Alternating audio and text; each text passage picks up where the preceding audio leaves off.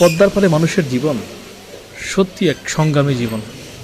মুহূর্তের মধ্যেই দেখবেন কালো মেঘ এসে হানা দেয়, মুহূর্তের মধ্যেই প্রাকৃতিক দুর্যোগ শুরু হয়ে যায়, মুহূর্তের মধ্যেই দেখবেন এদের রাস্তায় ঘরের মধ্যে পানি ঢুকে যায়।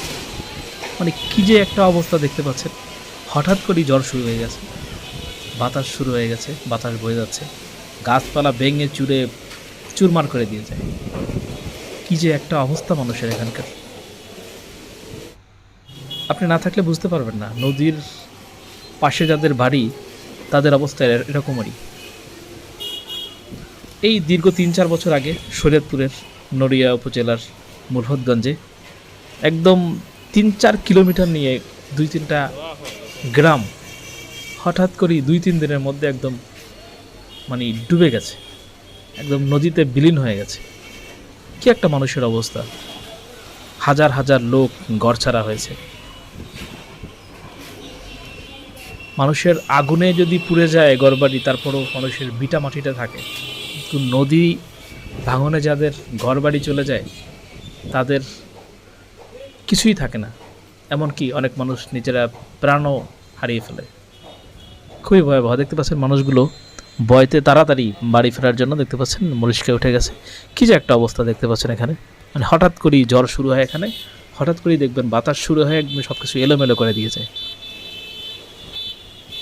মানে এখানে মানে আপনি না আসলে বুঝতে পারবেন না যে এখানে কী পরিমাণ যে একটা প্রাকৃতিক দুর্যোগ হঠাৎ করে শুরু হয়ে যায় এখানে।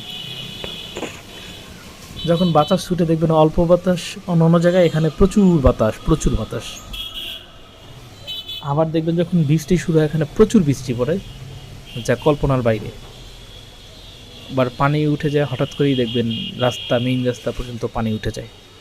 একটা অবাক করা অবস্থা। দেখতে পাচ্ছেন এই লোকটা বেচারি দোকানদার, দেখতে পাচ্ছেন তার জিনিসপত্র তাড়াতাড়ি গুছায় ফেলতেছে। মানে আর একটু সময় থাকলে এগুলো সব উড়াই নিয়ে যাবে, কিচ্ছু থাকবে না। মানে এই জায়গার জীবন হচ্ছে এরকমের, আবার জ্বর থামবে, আবার তাড়াতাড়ি এগুলো লাচবে, এই অবস্থা। মানুষের যে কি একটা দুর্গতি, প্রাকৃতিক দুর্যোগ, এগুলো আসলে কি বলবো। যাই হোক, এই জায়গার মানুষের জীবনযাত্রা এরকমেরই।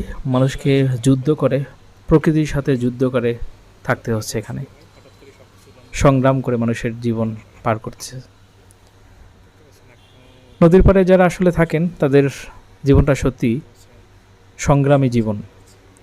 প্রকৃতির সাথে যুদ্ধ করে তাদেরকে জীবনযাপন করতে হয়। তাই সবাই দোয়া করবেন এদের জন্য। আমরা যারা নদীর পাড়ে থাকবো অবশ্যই যতটা সম্ভব সাবধানে থাকার চেষ্টা করব। আর সবাই সবার জন্য দোয়া করবেন। ভালো থাকবেন, সুস্থ থাকবেন, সুন্দর থাকবেন।